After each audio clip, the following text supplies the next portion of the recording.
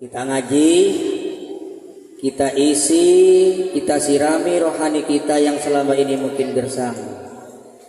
Assalamualaikum warahmatullahi wabarakatuh.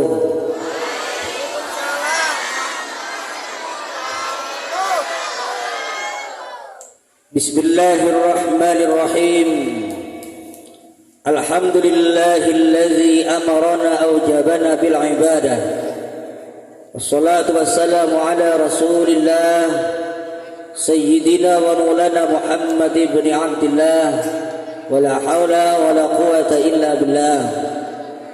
Asyhadu an la ilaha illallah wahdahu la syarika lah. Wa asyhadu anna Muhammadan abduhu wa rasuluh la nabiyya ba'dah. القائل في كتابه الكريم أعوذ بالله من الشيطان الرجيم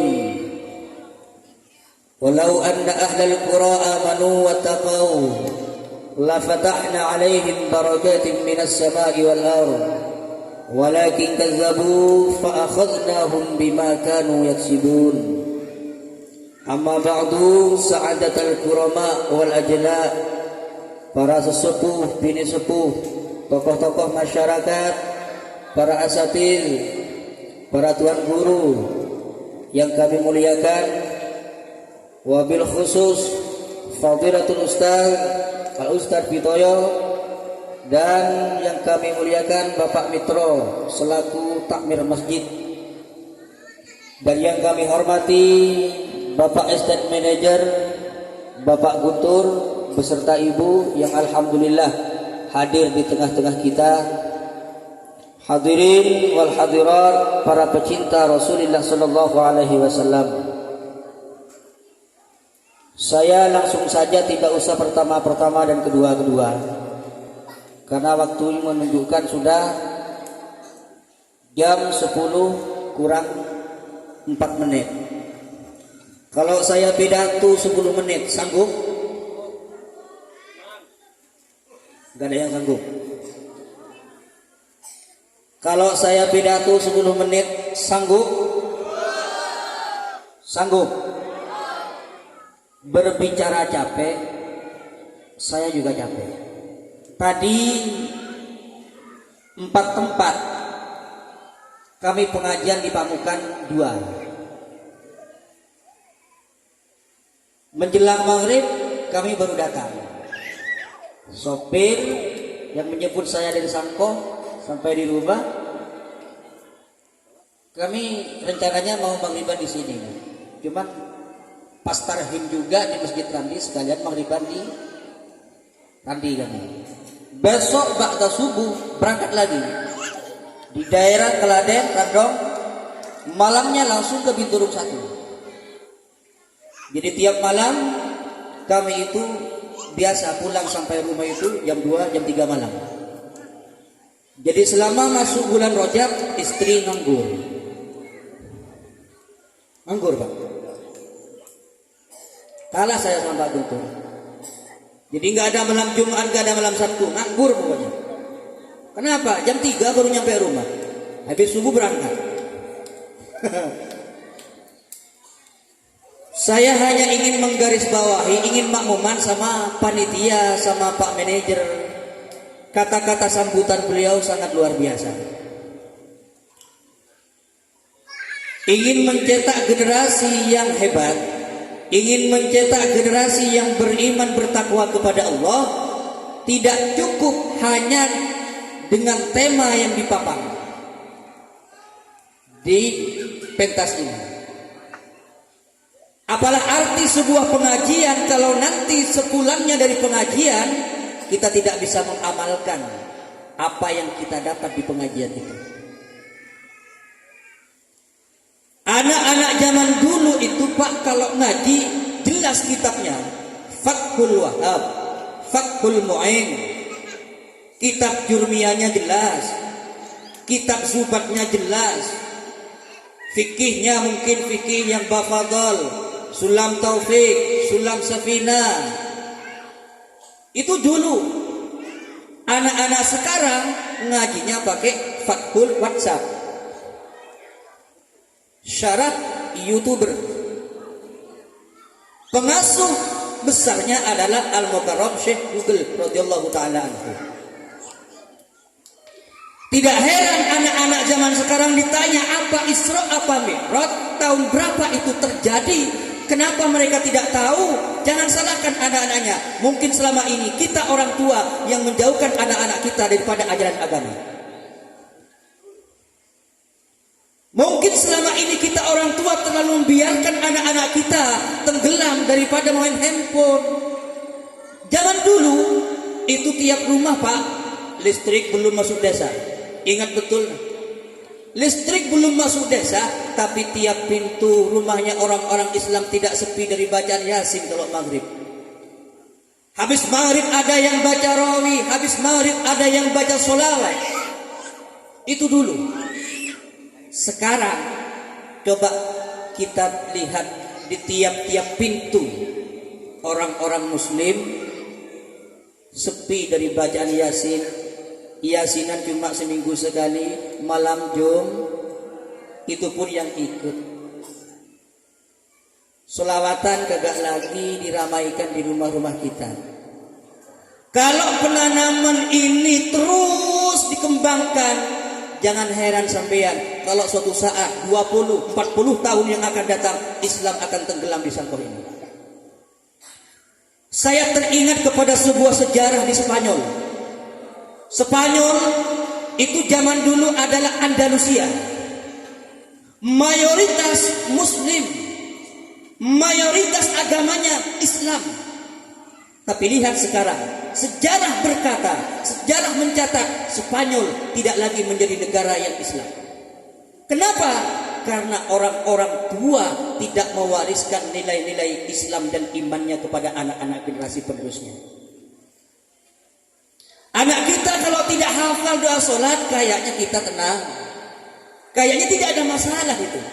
Tapi kalau anak-anak tidak ranking di sekolah, orang tuanya Pak marah luar biasa. Bahkan ada janji itu, kalau kamu besok naik kelas, apalagi ranking kamu kumpulin handphone. Ada yang begitu? Tapi jarang, bahkan mungkin tidak ada.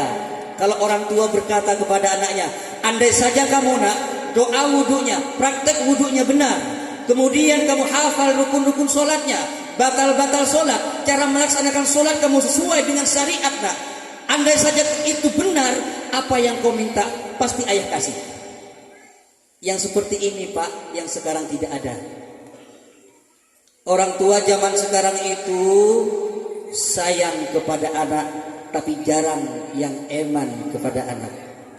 Anak kita minta handphone tidak dibeliin, sayang, kasihan. Teman-temannya pada pegang handphone. Saya termasuk orang tua yang galak sama anak. Anak kami umur 2 tahun 5 bulan sekarang Pak. Sebulan yang lalu main handphone. Anak zaman sekarang itu nggak nunggu sampai 5 tahun, 2 tahun pintar main HP kan? Bisa buka aplikasi. Sementara Android ini Pak isinya nih, ini bisa disuruh-suruh. Disuruh buka BH ukuran 60 keluar tuh handphonenya. Betul. Disuruh buka TikTok ibu-ibu sangko keluar. Ibu-ibu sangko banyak yang TikTokannya. Jangan bilang gak ada. Kadang-kadang di TikTok Pak, ya Allah guys, ini tadi saya beli buncis. Saya mau masak buncis guys. Ini cabenya pakai cabai keriting guys. Nggak nyadar dari asiknya pegang kamera sampai nggak nyadar bahwa di atas wajahnya ada BH gelantungan.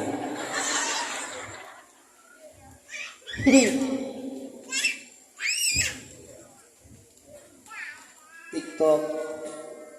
Ini yang di belakang saya ini. Ini. Termasuk sono. Itu kalau lihat TikTok bukan yang ngaji. Janda perusak pikiran. Mulus Ustaz. Memang mulus. Siapa si laki-laki yang tidak senang melihat perempuan yang cantik? Kalau ada laki-laki tidak senang melihat perempuan cantik, bawa ke rumah sakit jiwa. Error berarti itu. Termasuk yang pegang mic senang sama wanita cantik. Kenapa? Wanita yang cantik mampu menghilangkan pikiran yang jenuh. Sumpah pikiran, tapi kelihat cewek-cewek yang cantik hilang. Maka perempuan itu Pak, salah satu isi dunia yang godanya terdahsyat. Lebih dahsyat daripada narkoba, lebih dahsyat daripada perjudian. Ini ibu-ibu ini.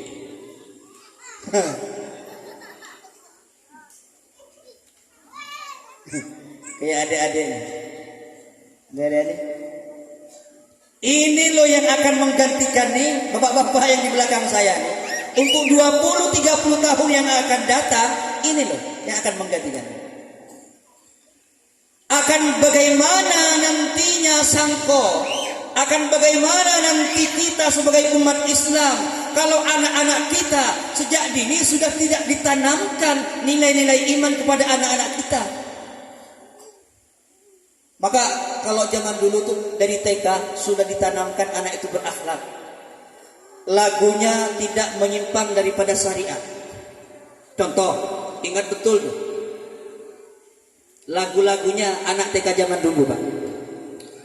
Hadis Nabi mengatakan surga itu di kaki ibu.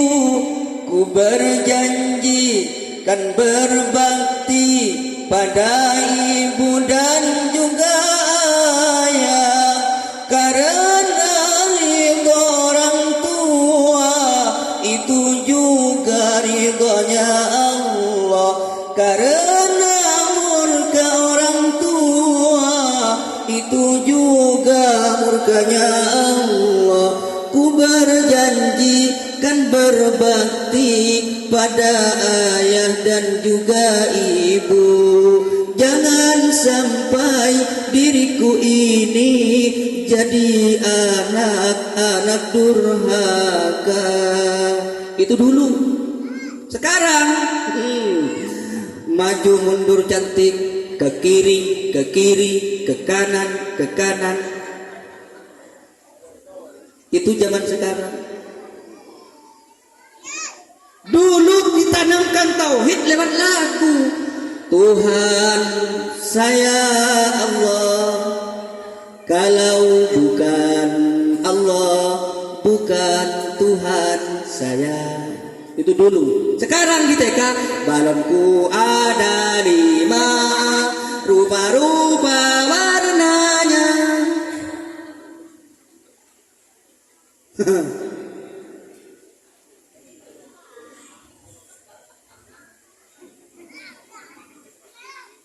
Ibu-ibu sebagai madrasah pertama, maka TK pasti gurunya perempuan.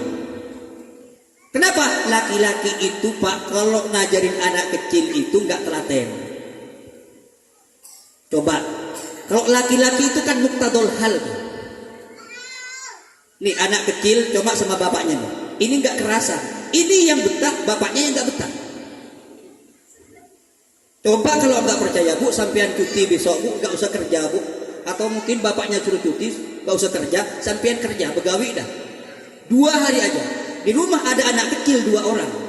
Suruh pas, bapaknya suruh ngerawat 2 hari aja, nggak bakalan sanggup nih. Termasuk yang pegang mic nggak sanggup. Setengah jam anak kita ngumpul nih sama bapaknya, kita tuh bisi-bisi sama anak, sana sama bapaknya. Tapi kalau ibu-ibu, ya Allah luar biasa Pak. Anak itu kan kalau masih kecil ngomongnya nggak jelas. Maka yang mengerti bahasa anak yang pertama adalah ibunya.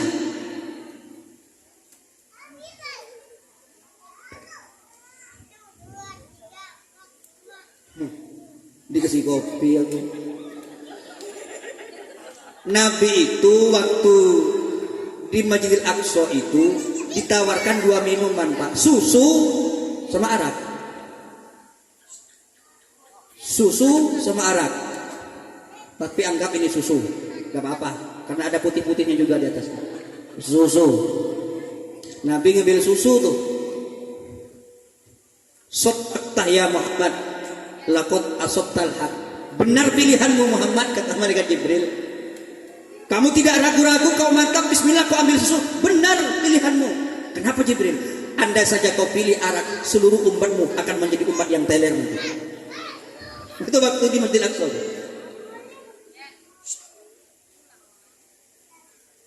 Awi. Alir, alintek.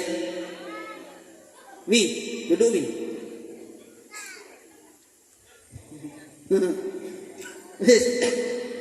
Al-ummu madrasatul ula.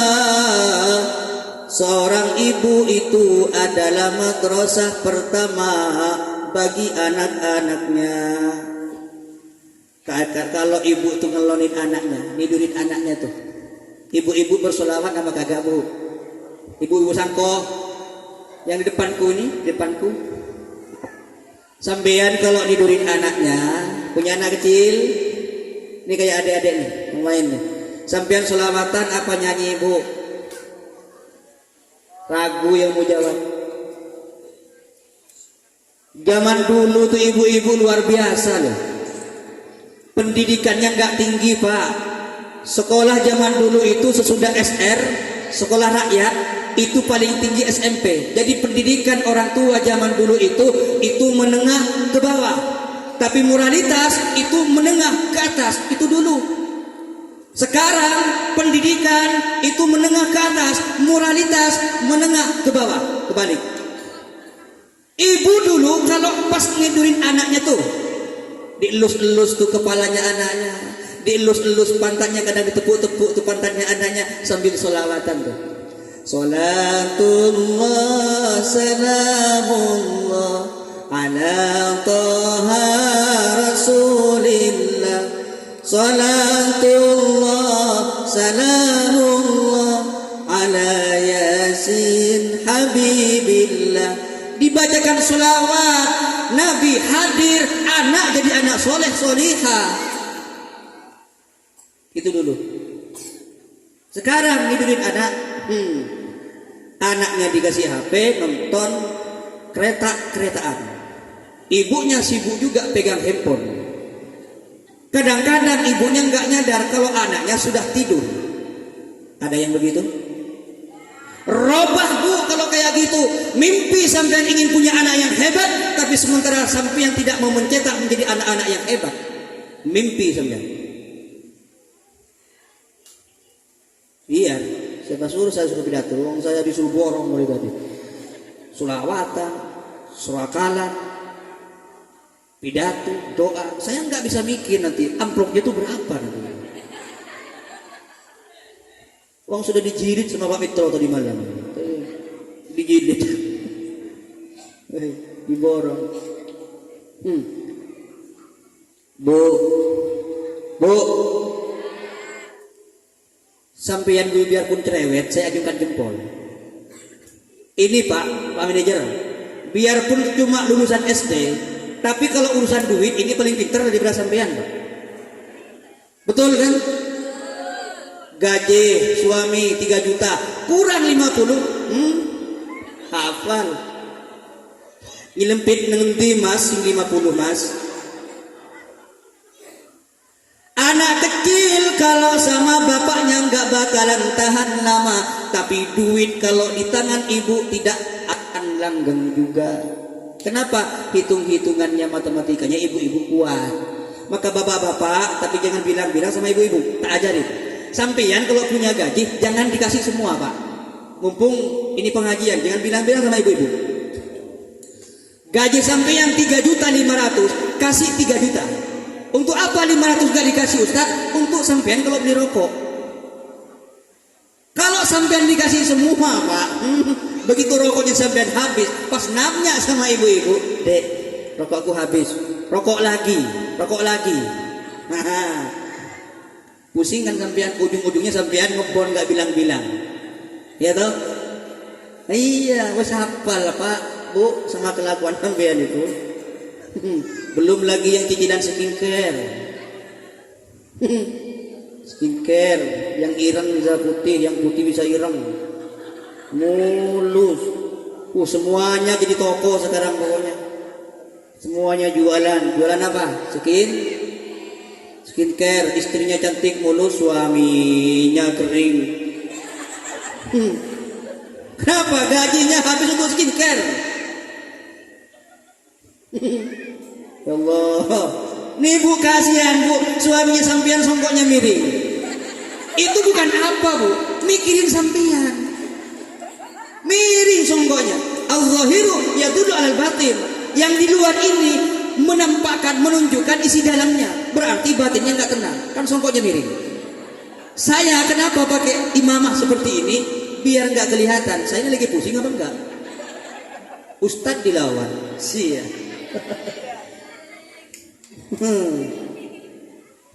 Yuk perbanyak syukur kepada Allah. Selagi masih sehat banyak-banyak ibadah. Selagi sehat banyak-banyakin ibadah. Yang kompak banyak-banyakin. Karena sehat itu mahal. Sakit apalagi lebih mahal. Yang gratis cuma tersakiti di saat kita sehat. Bikin story aja nanti.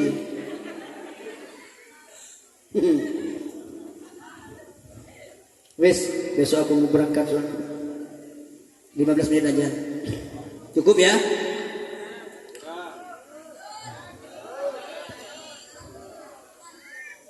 Enggak ikut ngurun, lanjut. Panas bro. Ini loh seharusnya kalau ngasih kopi sama Ustaz tadi itu waktu Pak Ustaz masih santai di sini. Ceramah dikasih kopi, bohong namanya itu. Dekorasi aja ini.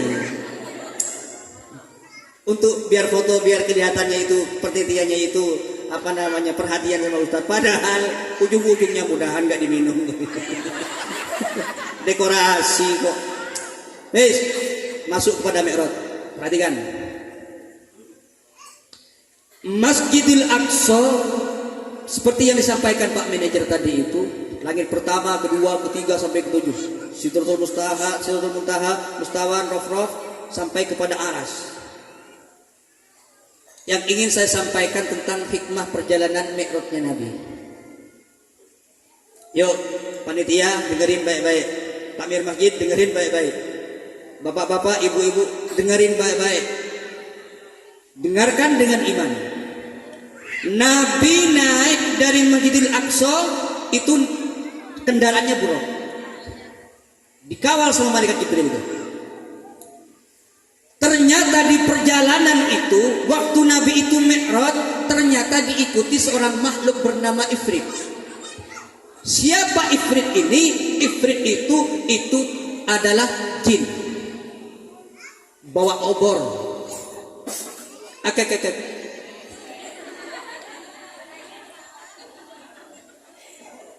Ini kalau undang kiai sepuh pingsan, jantungan. Bawa obor, ngikutin Nabi itu. Nabi jalan dengan malaikat Jibril, tambah dikejar tuh yang namanya Ifrit tuh bawa obor tuh. Apa tujuannya? Menggagalkan perjalanan Nabi agar tidak sampai kepada Allah Subhanahu wa taala. Begitulah potret kehidupan di dalam kita bermasyarakat. Apalagi seorang ingin berbuat kebaikan, pasti akan banyak orang yang akan merintangi kita. Betul? Jadilah kita seperti lautan. Bagaimana lautan? Dia punya karakter tersendiri. Dia punya sikap tersendiri. Dia punya kepribadian yang mantap. Coba per detik itu yang namanya limbah sungai, kotoran, per detik itu berapa juta kubik muaranya yang ke laut itu. Semua limbah sungai itu muaranya ke lautan. Tapi lautan punya jati diri. Mau dia bangkai sapi, mau dia bangkai kebo, mau dia bangkai manusia akibat tsunami, akibat banjir bandang, semua yang kotor-kotor, biarpun muaranya ke laut, tapi tidak sampai ke tengah laut, dia hanya terombang-ambing oleh yang namanya samudra. Artinya apa? Betapapun banyaknya orang-orang yang ingin menggagalkan kita berbuat baik, yuk kita punya jati diri. Kita harus punya sandaran vertikal. Bersandarlah kepada Allah. Kita beramal untuk Allah. Kita ini ingin kembali kepada Allah Subhanahu wa taala. Yang kita gapai hanyalah ridho Allah. Jelas. Itu perjalanan pertama. Sampai kepada langit ketujuh, itu malaikat Jibril tuh izin sama Nabi Muhammad. Ya Muhammad, labbaik. Nabi Muhammad ini ibarat penceramah ini guys, ada sopirnya itu. Jadi malaikat Jibril itu sopir itu. Nabi Muhammad, saya tidak bisa ngantar sampeyan sampai ke alam sana. Loh, kenapa Jibril jangan begitu? Kita kan dari Mekah sampai ke Masjid Aqsa kita kan bareng tuh. Aku lu belum pernah nyampe ke sini Jibril. Iya Muhammad, tapi saya nggak bisa ngelanjutin perjalanan ini Muhammad. Hanya engkau yang dikehendaki oleh Allah untuk bertemu dengan Allah. Kalau saya lanjutkan perjalanan ini mendampingi sampean, menemani sampean, hancur saya.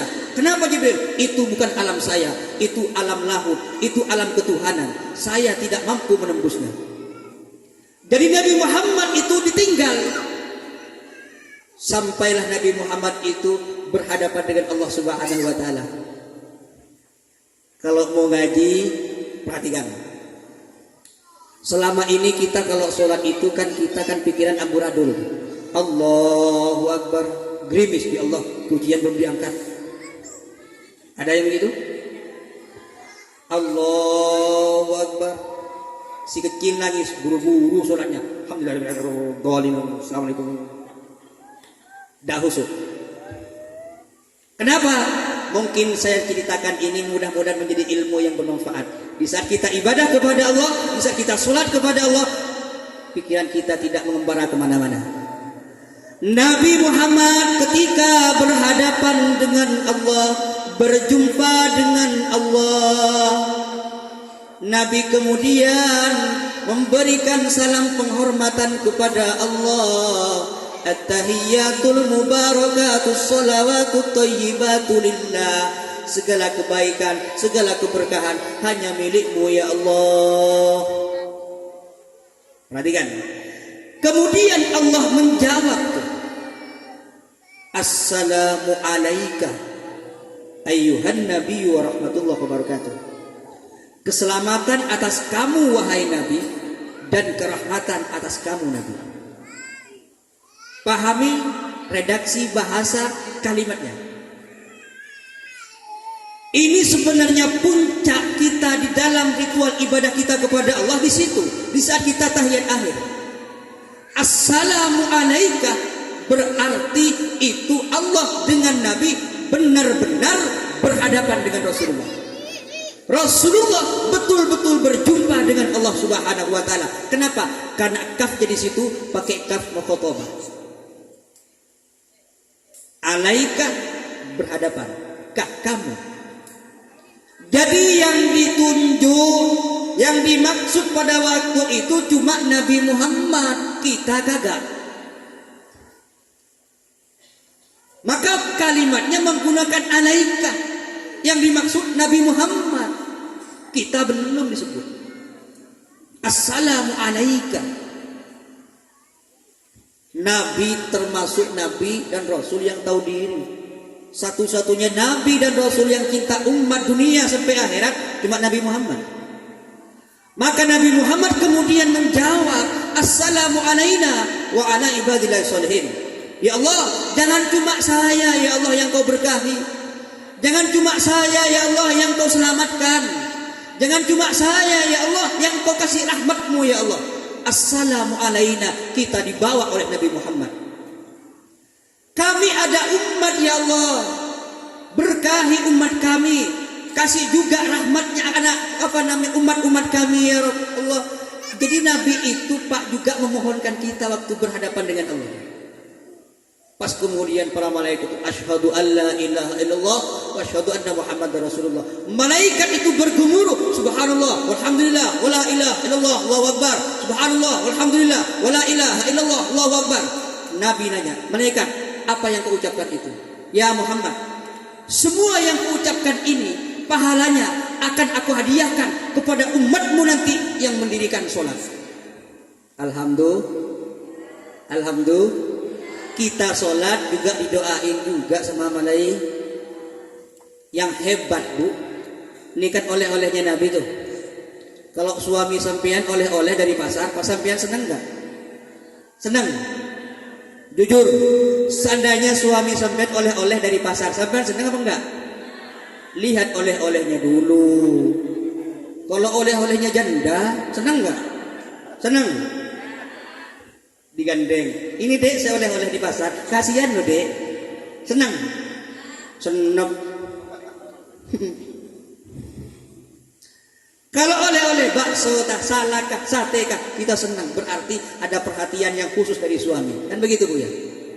Sekarang Nabi Muhammad oleh-oleh sholat. Kita senang enggak ngerjakan sholat? Senang enggak ngerjakan sholat? Betul. Kenyataannya banyak yang enggak sholat. Masjid, bapak-bapak yang jamaah. Ibu-ibu enggak ada.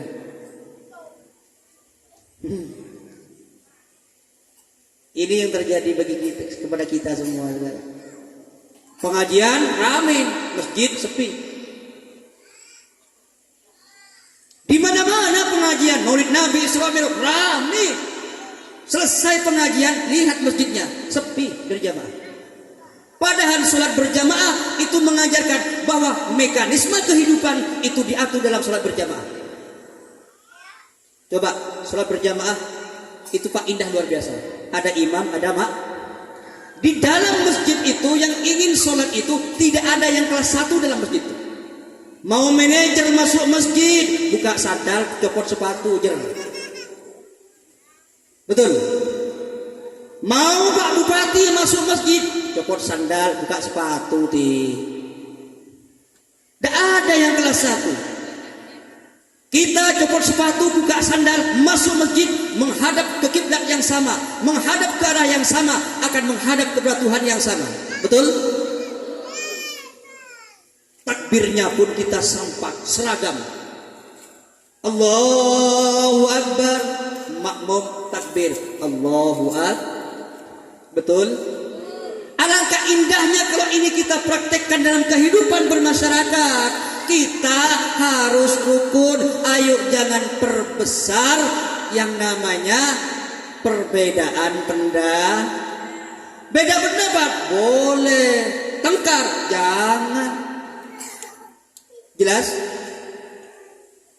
Pak, saya dari Kulon Pak, ngadep ke barat.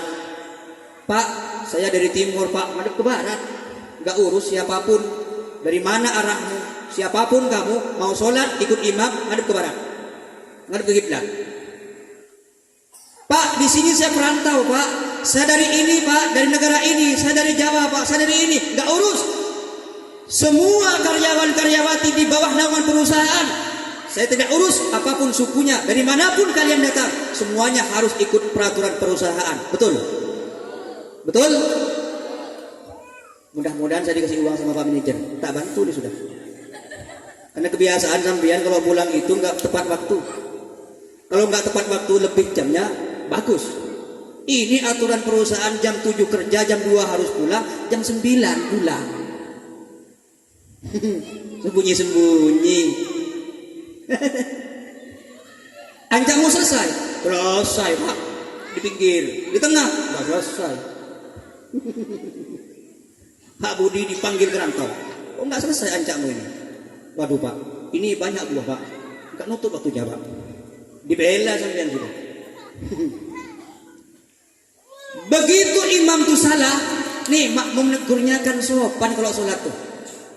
Contoh, imam sholatnya salah. Seharusnya imam ini ruku, ternyata langsung sujud. Tanpa ruku, langsung sujud. Kan seharusnya habis baca Fatihah, ruku, iktidal, baru sujud. Ini enggak, imam lupa, habis baca Fatihah langsung sujud. Apa teguran makmum? Subhanallah. Bagus cara negurnya. Pimpinan salah, jangan langsung demo, omongin baik-baik. Kenapa? Kita manusia pasti punya salah, pasti punya yang namanya khilaf. Betul? Pak, menurut saya kayaknya keliru Pak. Oh, nggak bisa, saya di sini menurut satu, nggak ada yang salah. Ya, itu kalau orang nggak mau mengakuin salahnya sendiri.